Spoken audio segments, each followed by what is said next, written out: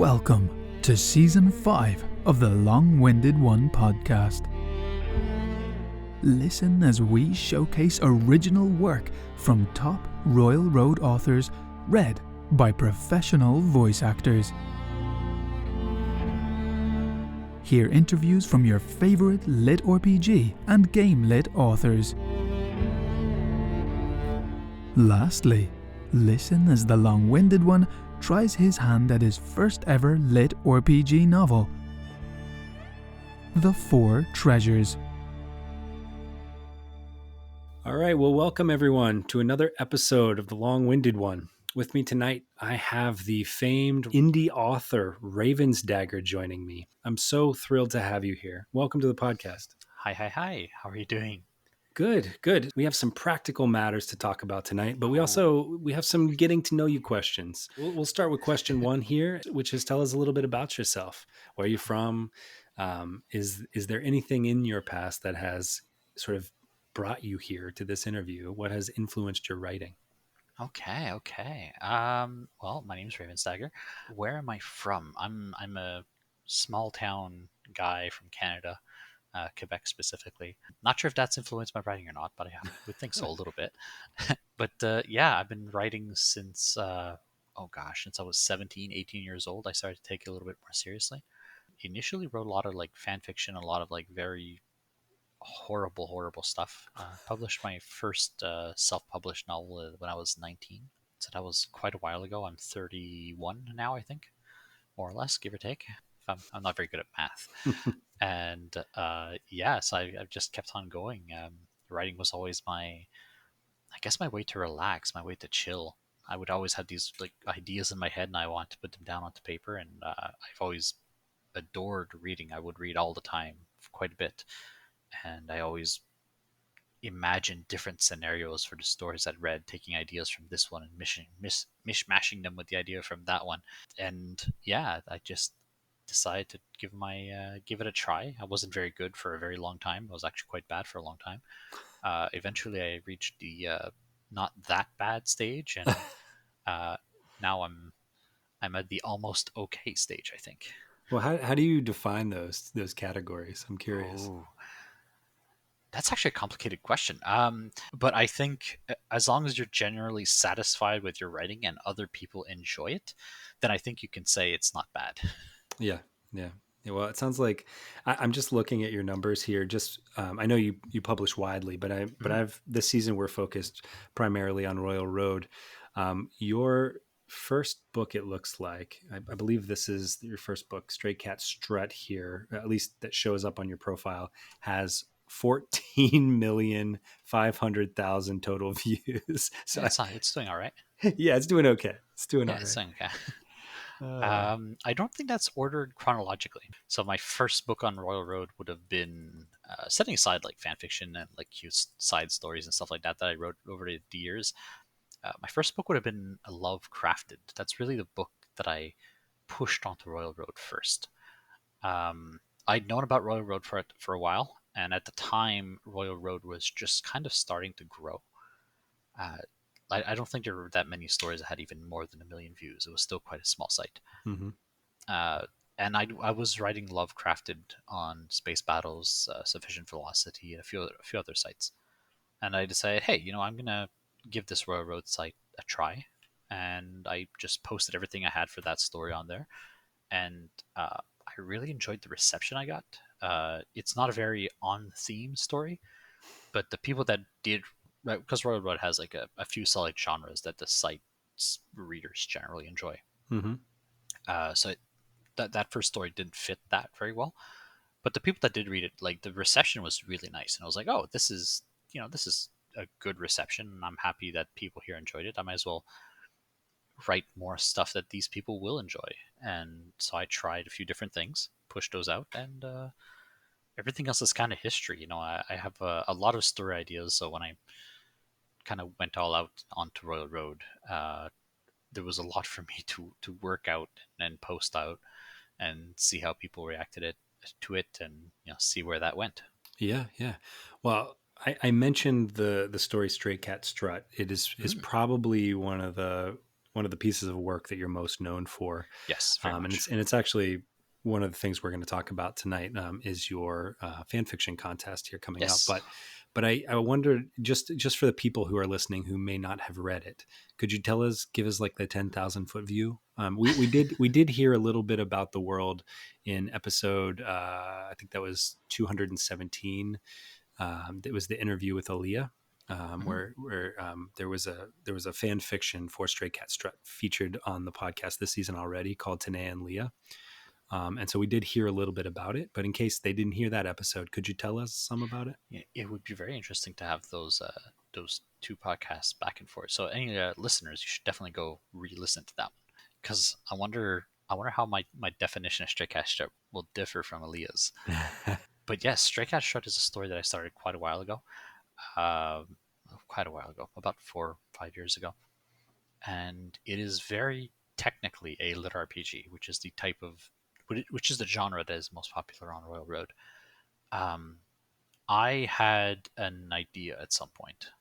Definitely an idea is stole from a bunch of different sources and kind of mashed together. I wanted a story set in a world where there were lit RPG like mechanics, so gamified mechanics in the world, but I wanted it to be a bit harder on the sci-fi scale of things. Mm-hmm. So I wanted it to be like a logical thing. So no system, no magic.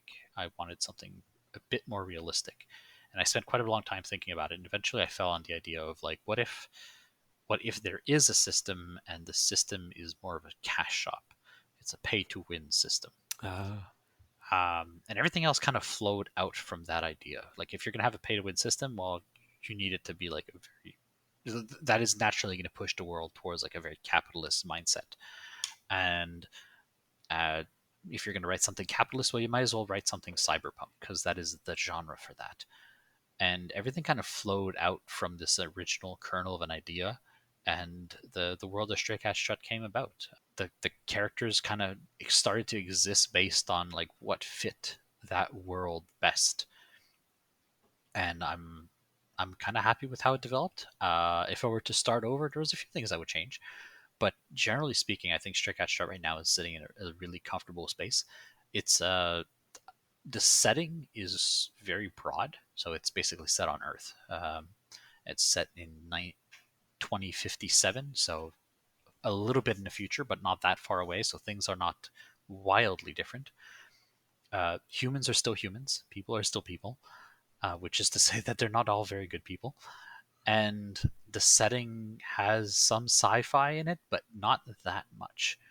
So I think it's very easy for people to imagine themselves in this world because it's not so different from our world. Mm-hmm. And yet at the same time, you still have these heroes, you still have these systems of progression and things like that that are very easy for, I think, a modern person to understand. And that system of progression lends itself very well to people inserting themselves into this world. What if I was a samurai? What if I was the person with the ability to do these things that the main characters can do? Yeah.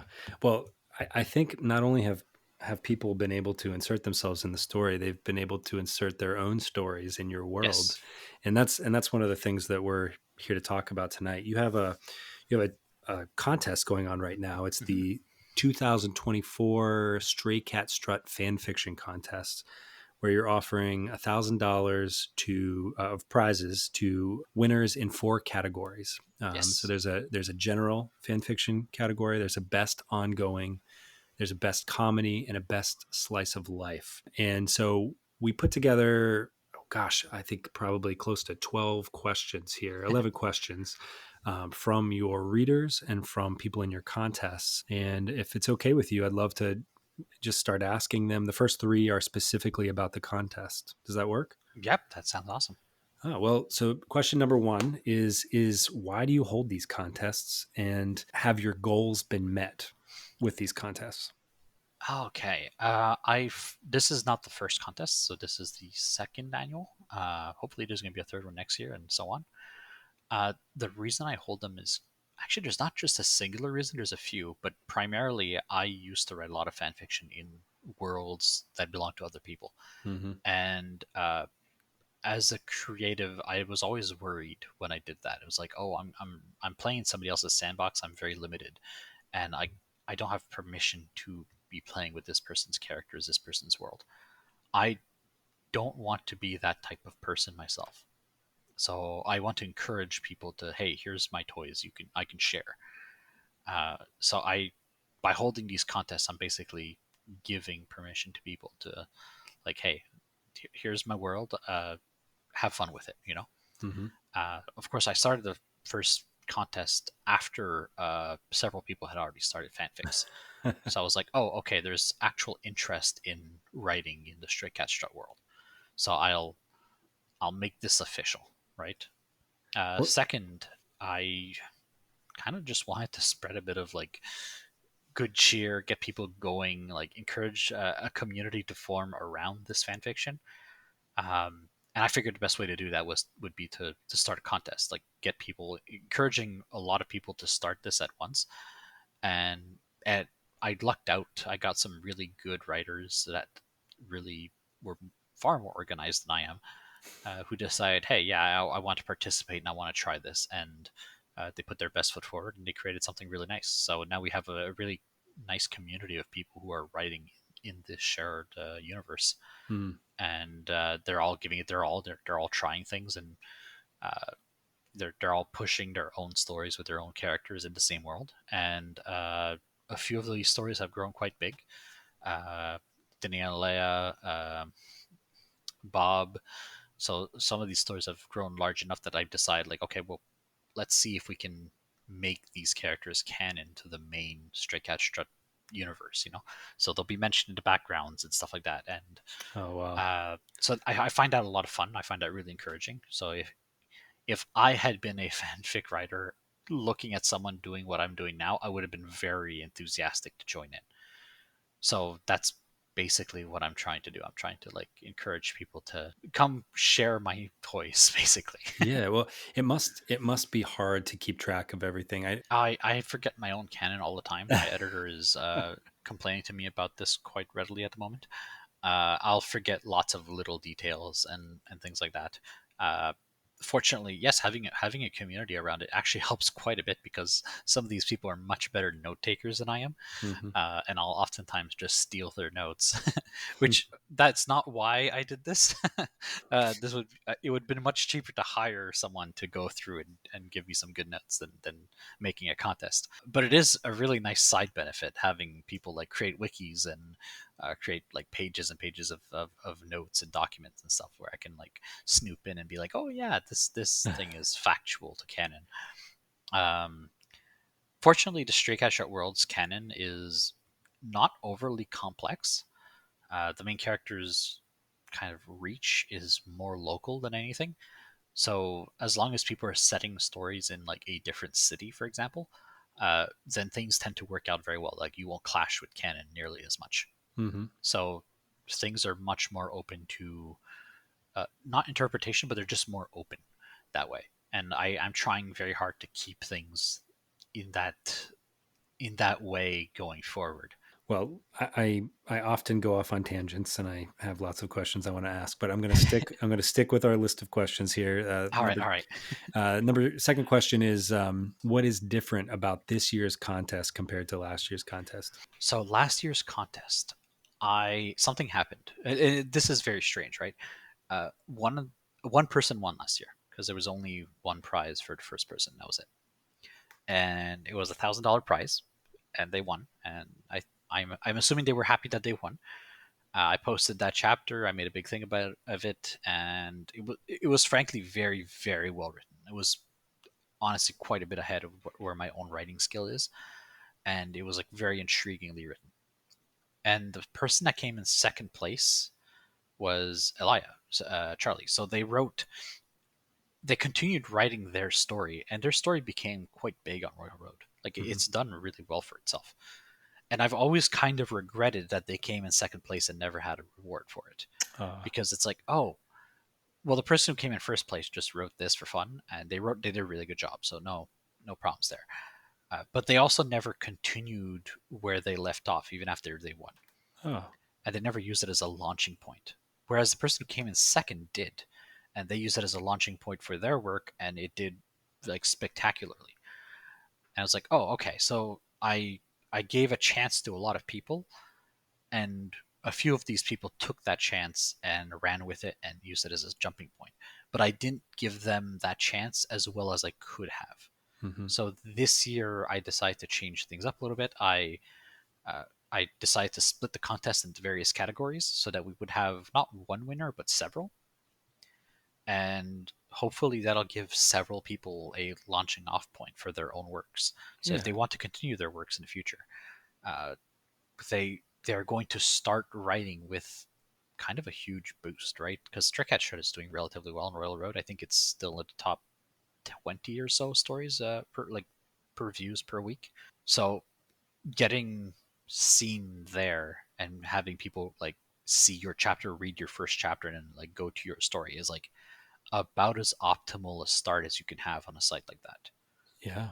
And yeah, I just wanted to like, okay, let's give this opportunity to as many people as possible, and let's push them out and see how many of these people can really make a career out of this, or at least make something out of it. What a great use of your platform. So each of these categories, can you tell us? This is question 3 from your fans here.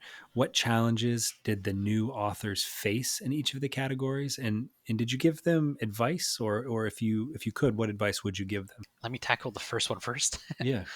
But yeah, we split the contest into 4 broad categories. I think you mentioned them earlier. So we have the general story category, which is just like the catch-all category, which is where most stories fell. And then best ongoing for stories that were that already existed before the contest and that were still being updated. And then best comedy, and then best slice of life. Mm-hmm.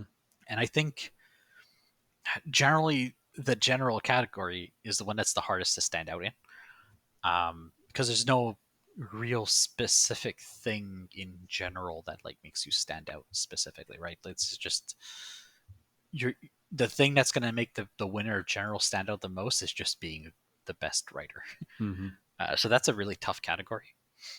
And I've been reading all the submissions. I've been giving every person like at least a half page long review of their story. And it's been taking me like it's quite a bit of effort, but it's the kind of thing that I would have wanted, and I actually received a few times as a newer writer. Like I would rarely, but once in a while, I would get a more experienced author to come and read something I wrote and give me like a proper critique of what I did right and what I did wrong. Mm-hmm. And those moments in my younger me career were pivotal. They were like really big for me because they were like, oh, I'm doing this right, and I can lean into that. And they those things really helped me develop a style of my own, which took me years to do, even with that assistance, right?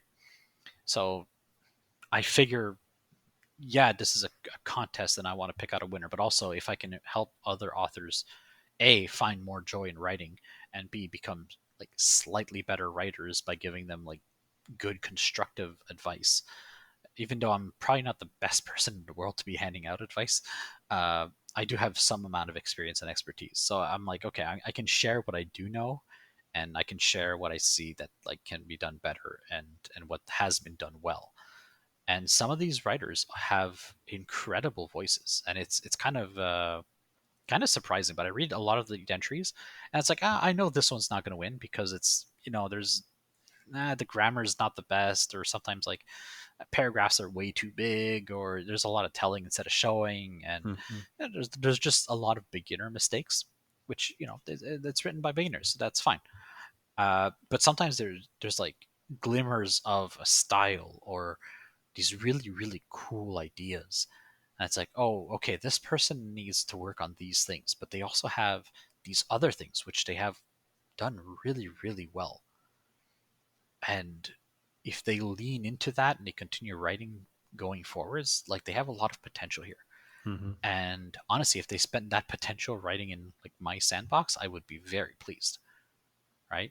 uh, they don't have to, obviously, but like, yeah, I'd be honored if these people cut their teeth on like the Stray Cat Strut world. As for challenges for each category, like I said, general is kind of like the general catch-all category, so it's going to be like the toughest for competition.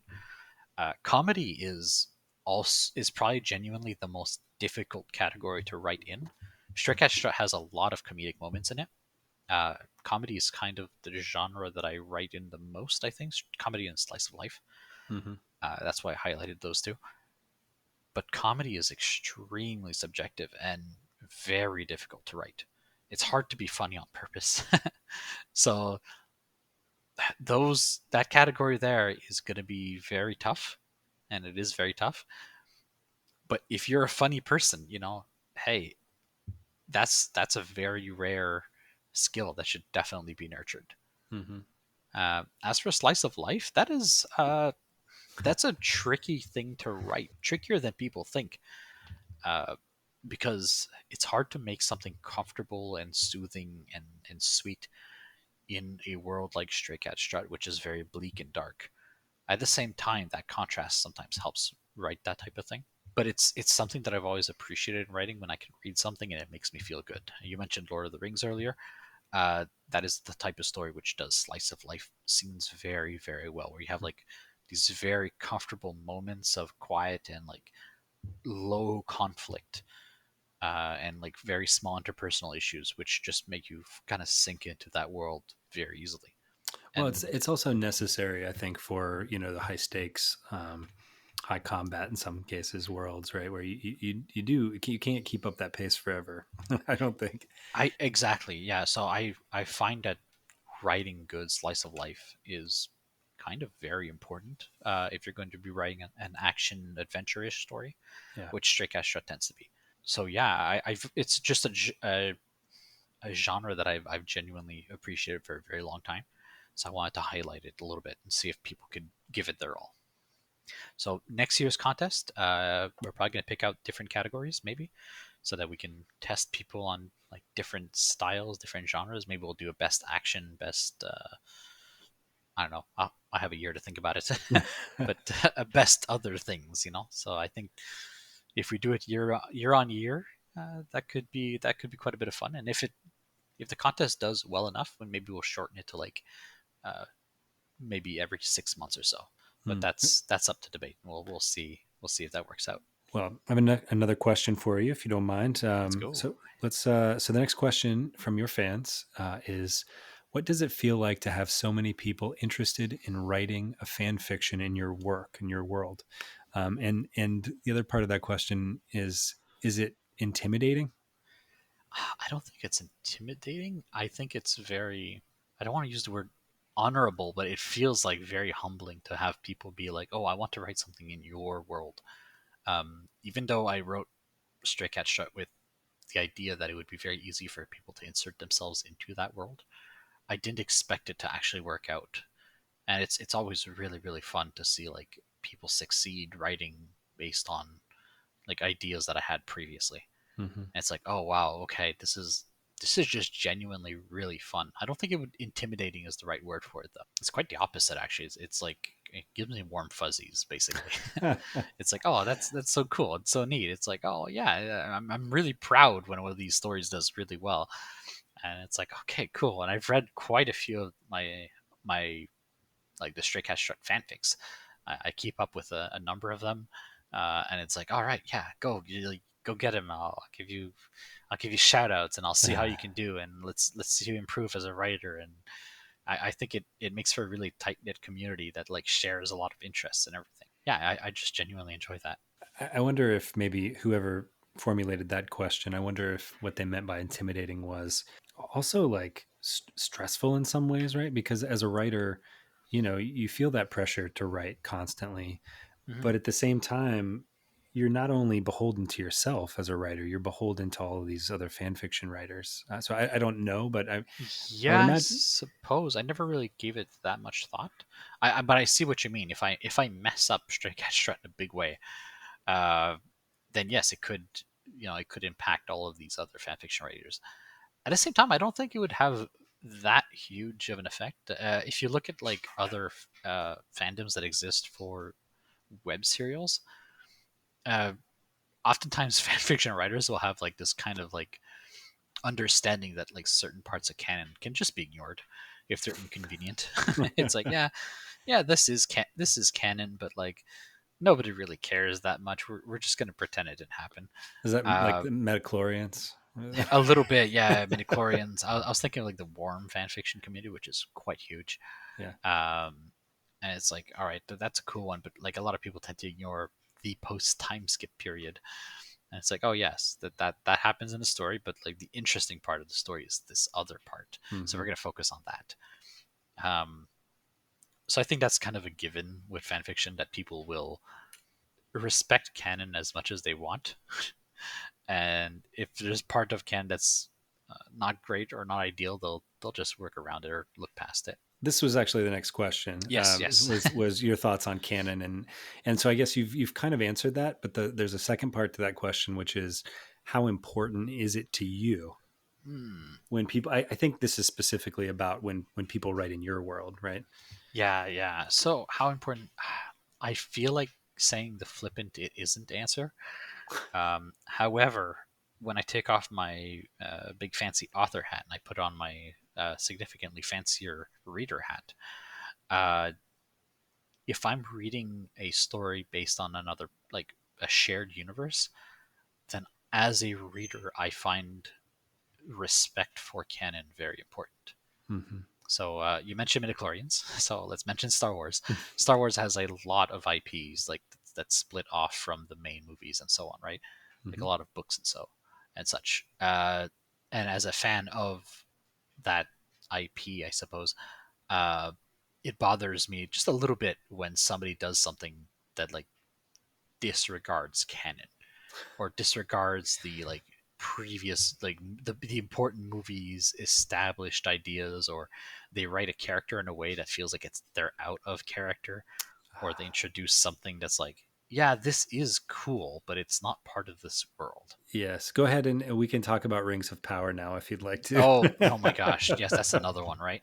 Uh, uh so yeah, it's like yeah, you can do that and that's fine. Like you're kind of spitting in the face of canon, but like if you do it really really well, then it's okay. But you're fighting an uphill battle if you're going to break canon, because people, you either have to break canon in a way that's like really interesting and cool enough that people will be like, yeah, it doesn't matter that it's not canon, this is just so cool that it's all right. Or if you don't do that, then you're just basically making what a lot of readers will perceive as an error, mhm. and it's like, oh, okay, that's less cool. Well, we have another question here, and this is about world building. How do you go about world building? Is it one of your primary focuses, or is it an afterthought? How do you decide on the details, and what are the particular things you like to focus on when building a new world? Ah, so people that know me well will know that world building is my thing, right? I tend to write stories based more on like heavy amounts of world buildings, magic, cool ideas, cool settings, and then I'll populate those with characters that I like. Mm-hmm. And then afterwards, once everything else is done, I'll think about maybe putting a plot in there somewhere. um, so my focus is always world building first, Mm-hmm. and I think that shows in a world like Cat Strut, which, despite the plot of the entire series, I think we're at the 8th book now. It takes place over the span of like 1 month, right? So it's like Mm-hmm. 8 books worth of content, 1 month worth of stuff happening. Despite that, however, the Stray Cat Strut canon is like chock full of like a lot of very little details that happen across like years and years and years of the world's existence, right? Mm-hmm. Every chapter in Stray Cat Strut starts with an epigraph, which is like a newspaper clipping, or a segment of a radio show, or like a piece of a section of a book, or an interview, or a podcast part, or something like that. And it's usually related to what's happening in the story, but it's usually backdated. Like this happened 20 years prior, and it has something to do with what's happening in this chapter, but it explains like part of the world building and how it reached the point where it is now. Mm-hmm. Um, so it makes for a very kind of minor lore heavy world, where there's just a lot of little details that are logical and cumulative and explain why things are the way they are. So my approach to things tends to be like, world building is your primary focus. Make a really cool world, introduce as many cool things as possible, and then justify them as well as you can. and then work backwards from there. So yeah, I find world building is like the big component of writing for me. I know that other authors go about it in like a very, very different way. Well, But for me, I find that it's hard to even start a story without a map. So I know yes, that there's, yes. I often say to my, especially, even building like a D&D campaign, if you're not in a prescribed world, I feel like a lot of stories just need to start with like some places, right? And some, or like a pantheon. There Mhm. needs to be that underlying world building before you can tell your story. You need that. You need something to pin your story to, Yeah. uh, and your characters need something that like ties them to the world that they're in, and that is easiest to do when there's something solid for you to use as a backbone. So it can be like very in-depth world building. It can be like a really incredibly detailed map. It can be all sorts of different things, but you generally want that core of like really strong stuff to be there for you to build off of. So to touch base, there's another question here on world building. So I'm just going to read it. We've talked about canon, we've talked about world building, but this in particular has to do with the fan fiction and how all of these people writing in your world has changed your view on world building, if it has, and if there's anything that is critical for these fan fiction writers to get right about your world. Let me answer that last part first because Sure. I find like that's the most interesting part. So anything that I find is critical for a fan fiction writer, like someone approaching the world of Stray Cat Strut to get right about the world of Stray Cat Strut, Yeah. I think that the world of Stray Cat Strut is incredibly, incredibly bleak. It is a very dark world. It's a world where the richest people, the people that are best off in the world of Stray Cat Strut, are the worst kind of people. Hmm. And it's a world that promotes being kind of a right bastard. Like uh, you have to be cutthroat, you have to be rude, you have to be like cruel, and if you are all those things, well, then you're going to come out on top. Mm-hmm. At the same time, the main characters, all the like the samurai, the vanguards, they're all people who don't fit that world, and that sets them apart. They're people who are trying in one way or another to be good people, and so from their lens, this bad broken world is a bad broken place, and they're trying to fix it. Mm-hmm. And I think if you have that perspective going in, uh, you're going to write a very compelling story, because you don't only have like, yes, your character is going to be killing aliens and progressing with this progression system, unlocking stuff and things. Yeah, that's fine. That makes for a nice baseline action story. But if you want a story where you have your character pitted against the world, I think Stray Cat Strut works for that very well, Mm-hmm. because this is a compellingly, realistically dark world that you can kind of work off of. At the same time, I wouldn't say that Stray Cat Shred is necessarily like a strongly dystopian story, because the main characters are all trying their best. There's a lot of hope going around. A lot of people have said that my story is not cyberpunk; it's hope punk, where yeah, things are bad and things are getting worse, and they will always be getting worse, and there's terrible people in charge. However, the main characters aren't letting that keep them down. They're Mm-hmm. just, they'll keep on trying and trying and trying until things get better. And I think if you can nail that perspective while writing, uh, then you're going to end up with like a really, really cool story. So yeah, as for how SES fanfic has changed my perspective on things, this is going to be a weird one, but I've noticed a lot of Stray Cat Strut fanfiction with like trans characters, Mm-hmm. and it's like, oh, okay, and it made me dive into that side of things a little bit more and be like, okay, I have to do some more research, look into this, and there's like a deep love of transhumanism, which I hadn't really taken too much into account when I started writing. Um, but it's something that a lot of people genuinely enjoy, and there's enough fan fiction that's centered around those ideas that it was like, oh, these are things that I have to explore more, Mm-hmm. because people that care about this world and setting enough to write fan fiction about it care about these particular parts of this world and setting. So in that way, it's a great way to see what people enjoy out of your work. All right. Well, what is this one? I love these next two questions here. This one is just I like the way that it's worded. It's what's the coolest thing fanfic author added to your world that you did or wanted to acknowledge in Stray Cat Strut?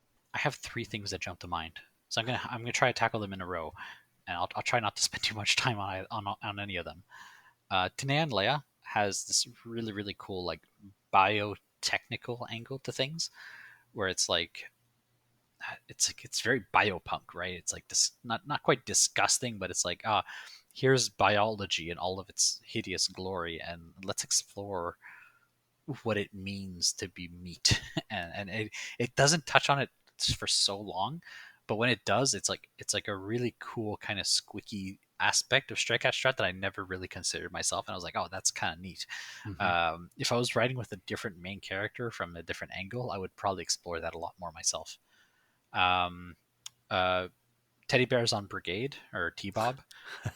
It's a really cute story, but like the main character explores a lot the idea of like the main character in Stray Cat, most of the main characters have like a specific gimmick that they go for. So Cat from Stray Cat Strut, she goes into stealth. Gamora, who's like another main character, she's like a bit of a pyromaniac, so she goes hard into like using fire and flames to as weapons.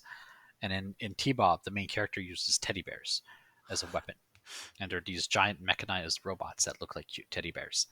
And it's quite silly, but in a way, it kind of explores like not the humanization, but the personization of robotic entities.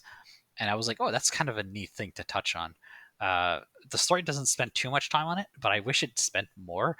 Uh, and it was like, it's such a cool idea to like humanize things that are definitely not human, and to consider them like people in a way that like I don't know. It's just a really neat idea. And I was like, yeah, that's something that there is research about it. There's psychology behind that, and it's something that would be very cool to explore in further depth. That last one I wanted to touch. Let's see if I can remember it. Yes, the winner of last year's contest.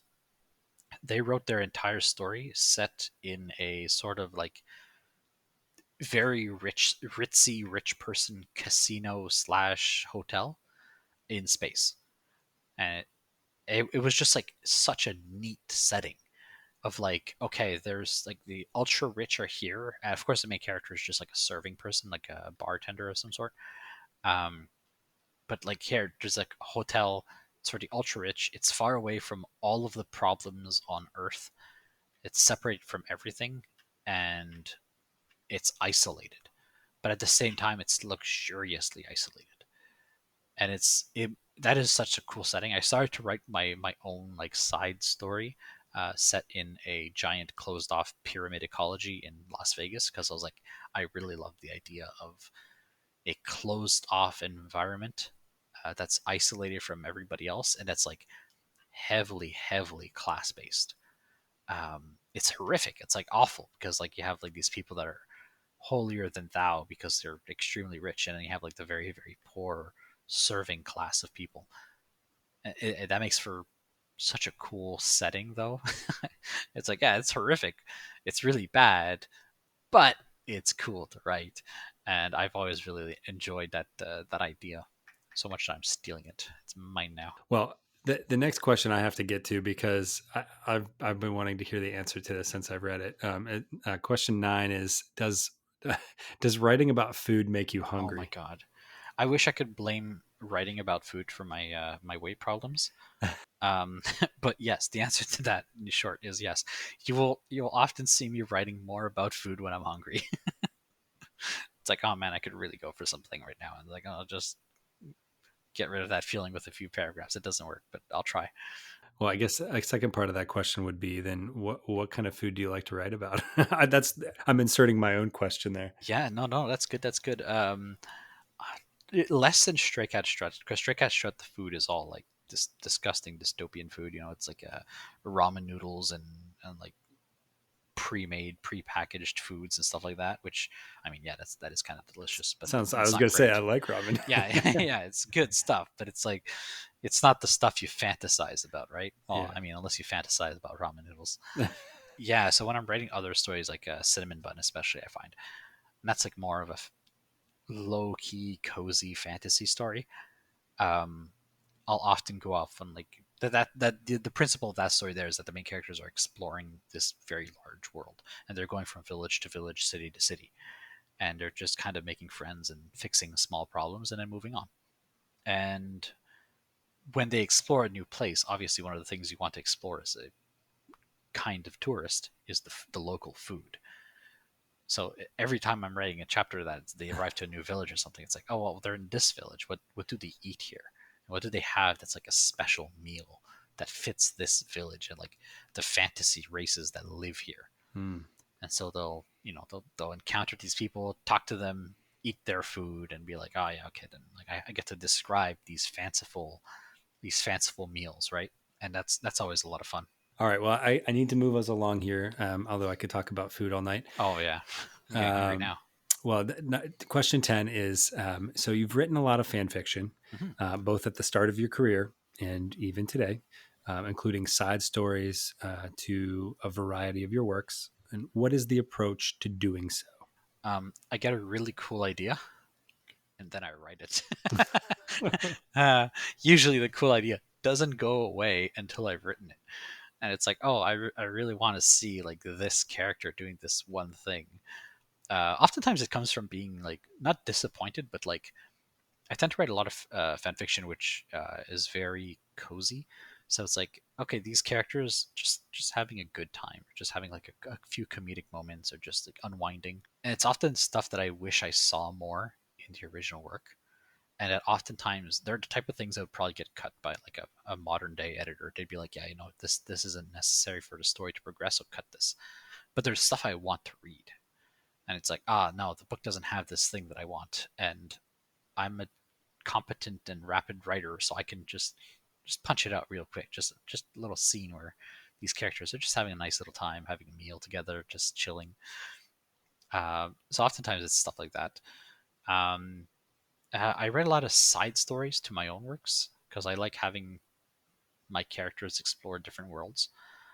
Oftentimes, that's actually really quite helpful in exploring the character because you're taking them out of the world that they're from, and so you're kind of detaching them from that world and that everything that world makes them. And now you're putting them in a different situation. It's like, okay, what is the core of this person? How can I keep their personality despite them being in a different setting with different people around them pushing them to be who they were in that previous work? So that's always quite a bit of fun. Plus, it allows you to do some world building of your own, even if you're writing fan fiction, because these characters will often approach situations in a way that like a canon character wouldn't. So that's a lot of fun.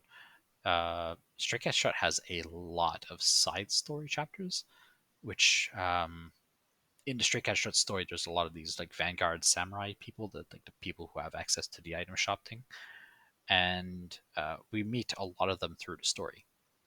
And there's a lot of them that are celebrities and like their background characters or their historical figures because they passed away. And I ended up having like a list of like quite a few of these characters, and I really wanted to be like, okay, well they're not really fleshed out characters; they're just background characters that show up maybe once or twice and then they do their own thing and leave. So I decided, no, what if I write kind of their origin story for all of them? Of course, I never finished it because there's so many of them, but like I started to write quite a few of these, and it was very interesting to see the same world from different eras within that world and from different like parts of the world. And like, well, here's a middle class person becoming like a vanguard instead of an orphan, and here is a teacher, and here's a person who like really cares about this one specific thing, and here's a person who cares a lot about like their image as a samurai as opposed to just saving people, and here's a person who is struggling with like this other issue on the side and trying to figure it out. So that can very much improve your world building quite a bit, and it lets you explore different ideas within the same world and like flesh it out. I'm not sure if I would consider them all canon, but I would consider them semi-canon. So they're not necessary reads, but they're fun additional world building stuff. Would you call them legends? You know what? I could. Legends is not quite cyberpunkish enough though. It feels like it's too fantasy. I gotcha. Uh, Well, the last question we have here is about motivation. And so Mm. how do you keep yourself motivated? How do you keep going? And alternatively, how did you motivate yourself to make writing a habit? And this is, I would imagine, kind of a daily, not a struggle, but something that you think about daily. Yeah. Oh, this is a weird one because I'm very tempted to make a flippant answer and be like, yeah, it's not hard. My answer to a lot of questions is like writing is fun and easy. Um, but I know that it really isn't, right? I'll sit down some days and I'll struggle to put like one chapter down, and it's just it's gonna take me an hour of sitting in front of my computer and fretting and like playing with stuff on my desk and thinking about it and just like not being productive at all before I can finally kick myself in the pants and be like, okay, no, yeah, okay, I have an idea. I'm gonna go with this, and I'll just go for it, and then things start flowing. But yes, it can be difficult. Um, I think a big part of it is just enjoying writing. Like if you genuinely just enjoy the act of writing, then like even the harder parts that are like difficult, yeah, they're difficult, but just something being difficult doesn't mean it's not fun, right? It's like, oh, this is hard, but I can get through it and I'll push through and I'll manage it. And I think that's what kept me going for quite a long time.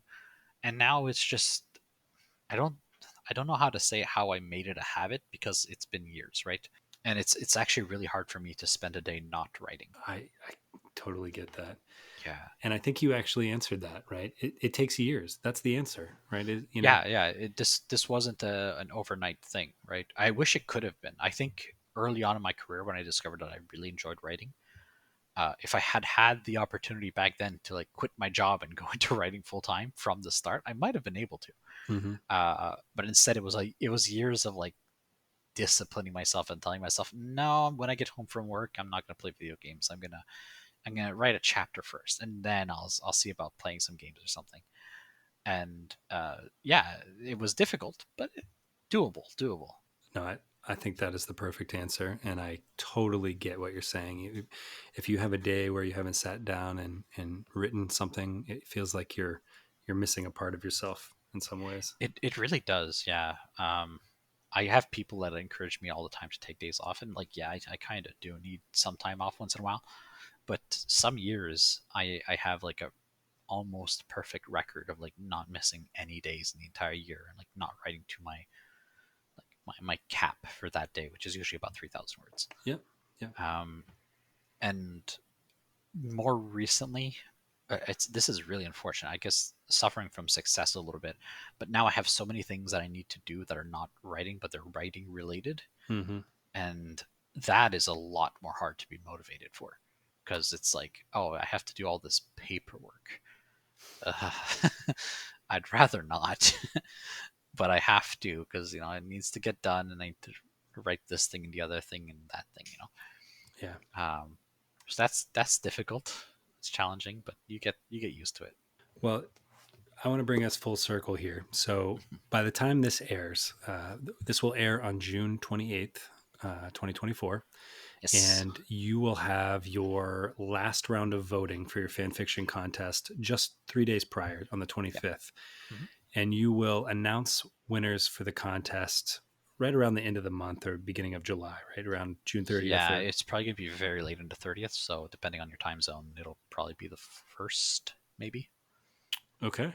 Well, we really look forward to hearing the winners of these contests, and Yes. I know how important it is to you, and how important it is to the people that are in the contest. Yeah, it's quite humbling a little bit, like people that enjoy this that much, and it's like, oh, cool. And at the same time, that they're taking part in something that I built for people to take part in. And it's like, oh, it's working. It's people are enjoying this as much as I do, and I get to nerd out with them. Well, tell us where we can find you online. Yeah, best place is probably my Patreon. I have a patron only Discord, which is very active. So if people want to join in, best place in the world. But otherwise, if you want to read my content, the vast majority of my work is free online on Royal Road. Space Battles, Sufficient Velocity, if you're into those really old school forums, and places like Scribble Hub, and of course, all over Amazon. That's great. Well, thank you for coming tonight, RavensDagger. We really appreciate it. Oh, you're very welcome. Thank you for joining us down this Lit RPG deep dive. Please consider giving us a review on Apple Podcasts and visit us over at longwinded.one, where you can see past episodes and find all of our socials, even our new Discord server. We hope you enjoy.